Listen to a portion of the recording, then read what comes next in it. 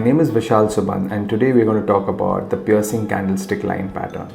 A piercing candlestick line pattern is a bullish reversal 2 candlestick pattern which indicates a market bottom. The first candle's body is large and red and the second candle's body is large but green.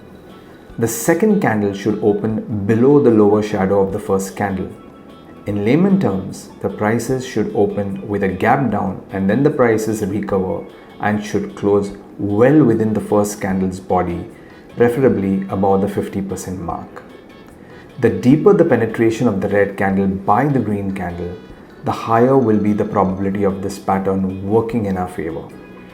The pattern comprises of first day opening near the highs and closing near the lows, with an average or larger size trading range, and second day includes a large green candle showing the strength of the buyers. We can use this pattern to either create long positions or exit short positions in the market.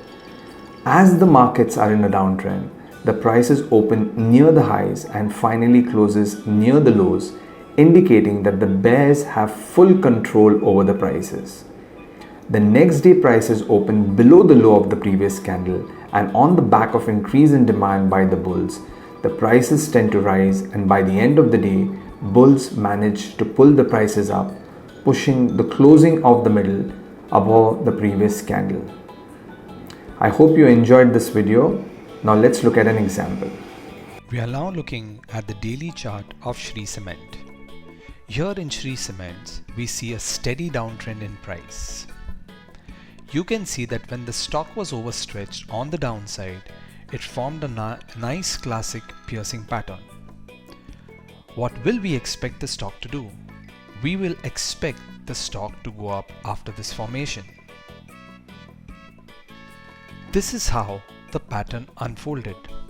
Shri Cement moved up sharply post the piercing pattern on the daily chart.